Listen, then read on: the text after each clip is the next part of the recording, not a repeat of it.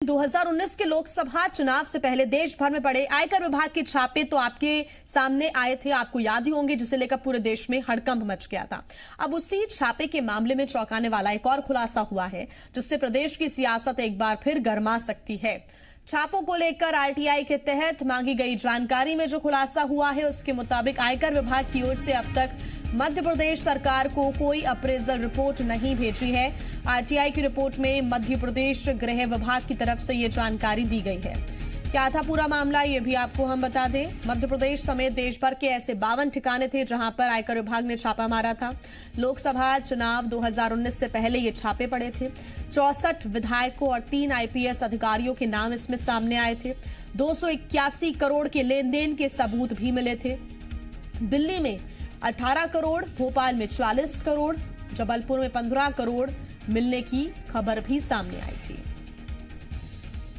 और अब इस मामले को लेकर एक और बड़ा खुलासा हुआ है। लगातार इस मामले को लेकर एक तरफ तो जांच जारी है, तो वहीं दूसरी तरफ खुलासे भी हो रहे हैं। आपको बता दें कि आयकर विभाग की ओर से अब तक मध्य प्रदेश सरकार को कोई अप्रेजल रिपोर्ट नहीं भेजी गई है।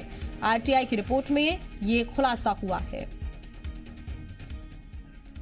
ज्यादा जानकारी के साथ जी मीडिया संवाददाता करण मिश्रा हमारे साथ जुड़ गए हैं। करण, छापों को लेकर जो आरटीआई के तहत जानकारी मांगी गई, उसमें यह खुलासा हुआ है कि अब तक मध्य प्रदेश सरकार को कोई अप्रेजल रिपोर्ट ही नहीं भेजी गई है, और ये अब कई सवाल खड़े करता है। सियासत तो इस पर होगी ही, लेकिन काम पर भी, यानी कि जांच पर भी सवाल खड़े हो रहे हैं। अब देखिए, बिल्कुल साफ तौर पर जिस तरीके से आरटीआई में इस बात का खुलासा हुआ है, ये बात जो है वो बेहद गंभीर है, क्योंकि जिस तरीके से अप्रेजल रिपोर्ट आयकर विभाग को सबमिट की जानी थी, वो अभी तक यहाँ पर प्रस्तुत नहीं की गई है। लिहाजा इस ओर सीधी तौर पर अगर कहा जाए तो ये इशारा जो दे रहा है वो कहीं ना कहीं जो इस पूरे मामले में जिन लोगों के चेहरे बेनकाब हो सकते थे, उन पूरे चेहरों को बेनकाब होने से बचाने की एक साजिश है।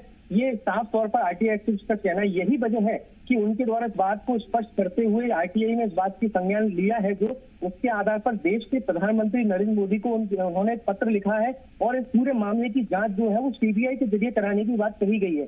साथ ही उन्होंने मध्य प्रदेश के जो मुख्य न्यायाधीश हैं हाईकोर्ट के, उनको भी इस पूरे मामले पर सुमेटो यानी स्वतः संज्ञान लेते हुए इस पूरे मामले की याचिका को दायर करने की बात कही है, ताकि इस पूरे मामले पर जो लोग इसमें बेनकाब हो सकते थे और जिन लोगों द्वारा इस पूरे मामले को दबाने का प्रयास किया गया है, उन लोगों पर सख्त कार्रवाई हो, ताकि जो वर्तमान स्थिति में जिस उद्देश्य के साथ में इस कार्रवाई को पूरे संपूर्ण देश के अंदर अंजाम उस समय तत्कालीन समय में किया गया था, वो अंजाम तक पहुंच सके। जी बिल्कुल कर्ण, और ये भी हम कह सकते हैं सियासत इसमें होगी ही, लेकिन जिन विधायकों के नाम सामने आए थे उसके बाद भी कई तरह की प्रतिक्रियाएं दोनों ही पार्टियों की तरफ से आई थी।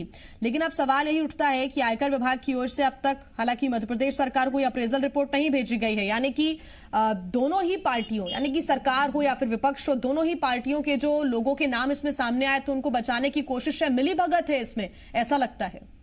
देखिए, बिल्कुल जिस तरीके से जो अप्रेजल रिपोर्ट की बात कही जा रही है, जैसा कि सभी को इस बात का संज्ञान में रहता है कि जब भी आयकर विभाग किसी जगह पर कार्रवाई करता है तो उस दौरान कुछ ठिकानों की जरूर जानकारी मिलती है और कुछ गोपनीय रूप से कार्रवाइयां होती हैं। लिहाजा उन सभी नामों को सार्वजनिक रूप से उनका उल्लेख नहीं किया जाता है, और यही बात है कि यदि अप्रेजल रिपोर्ट सामने आ जाती तो इसमें इस बात को स्पष्ट तौर पर कहा जा सकता है कि कई बड़े चेहरे जो है उसमें साफ तौर पर सामने आ सकते हैं। और यही आरटीआई एक्टिविस्ट का कहना है कि वर्तमान के कई ऐसे मंत्री हैं जिन पर ये कार्रवाई की गाज उन पर भी गिरी थी, और उसके बाद उन पर एक बड़ा एक्शन हो सकता था। तो लिहाजा कहीं ना कहीं अब ये सत्ता के गलियारे में भी आरोप प्रत्यारोप के साथ में कई इसके मायने निकाले जा सकते हैं। लेकिन वर्तमान में जिस तरह से आरटीआई एक्टिविस्ट ने इस पूरे मामले का खुलासा किया है, सीबीआई से जांच की मांग की है, मध्य प्रदेश के मुख्य न्यायाधीश से इस पूरे मामले में स्वतः संज्ञान लेने की बात कही है, यदि ऐसा संभव होता है तो यह वास्तविकता है कि इस पूरे मामले में बड़ी कार्रवाई देखने को मिल सकती है। यानी कि कर्ण, अगर ये बात सही है, क्योंकि आरटीआई की तरफ से जो खुलासा हुआ है जिस रिपोर्ट में आरटीआई की,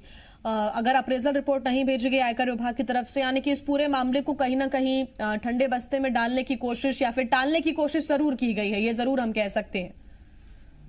देखिए बिल्कुल, ये बिल्कुल स्पष्ट तौर पे है कि जिस तरीके से आयकर विभाग जो है वो सेंट्रल की एक बड़ी बॉडी है और ये पूरी तरह से इस पूरे इन्हीं संबंधित मामलों को, जहां पर किसी भी प्रकार की लेन देन से जुड़े हुए ये मामले रहते हैं, काली कमाई से जुड़े हुए और आय से जुड़े हुए जो मामले रहते हैं, उस पर ये निगाह रखती है। और जिस तरीके से उनके द्वारा ये कार्रवाई की गई और कार्रवाई की जाने के बाद बीच में सत्ता परिवर्तन, और इस सत्ता परिवर्तन के साथ में जिस तरीके से ये वर्तमान में अप्रेजल रिपोर्ट को सबमिट करने का एक लंबा वक्त निकल जाना, ये तमाम चीजें जो है वो कहीं ना कहीं इस बात की ओर स्पष्ट तौर पर संकेत दे रही है कि इसमें, इस पूरे मामले में जिन लोगों पर बड़ी कार्रवाई हो सकती थी, वो चेहरे कई ऐसे हैं जिनको बचाने के लिए दोनों ही, अगर हम सत्ता पक्ष और विपक्ष की बात करें तो वो कहीं ना कहीं उनकी संलिप्तता है। ये कहीं ना कहीं दबाव के चित्र में ये बात आती है। यही कारण है कि इस पूरे मामले में अभी तक कोई कार्रवाई देखने को नहीं मिली है और यही कारण कि अभी, हालांकि जिस तरीके से शिकायत की गई है उसके बाद अब देखना होगा कि इस पूरे मामले में आगे क्या एक्शन होता है। जी बिल्कुल कर्ण, और ये भी हम कह सकते हैं कि अभी सिर्फ इसी प्रदेश के बारे में ये खुलासा हुआ है, क्योंकि पूरे देश भर में ये छापे पड़े थे, ना सिर्फ मध्य प्रदेश में बल्कि पूरे देश के कई ठिकानों पर छापे पड़े थे। कई लोगों के जो प्रदेश के बाहर है उनके नाम सामने आए थे। तो क्या वहां पर भी ऐसी स्थितियां सामने आई हैं और उस पर भी अब कड़ा रुख अख्तियार करने की तैयारी होगी? चलिए कर्ण से एक बार फिर हम जुड़ने की कोशिश करेंगे। फिलहाल आपको बता दें कि 2019 के लोकसभा चुनाव से पहले देश भर में आयकर विभाग के छापे पड़े थे। बड़ा हड़कंप इससे मच गया था, कई खुलासे हो रहे थे। लेकिन चौंकाने वाली बात यह है कि जो आरटीआई एक्टिविस्ट के द्वारा सामने आई है, आरटीआई की रिपोर्ट में कहा गया है कि आयकर विभाग ने अप्रेजल रिपोर्ट मध्य प्रदेश सरकार को भेजी ही नहीं है। कुछ प्रतिक्रियाएं भी सामने आई हैं, आइए सुनते हैं उनको।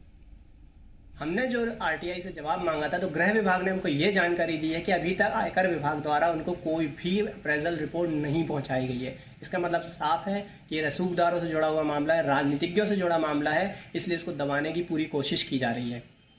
हमने माननीय प्रधानमंत्री को पत्र लिखकर सीबीआई जांच की मांग की और यह भी एक पत्र भेजा है सीजेआई मध्य प्रदेश को, उच्च न्यायालय के, कि आप इस समस्त मामले में संज्ञान लीजिए।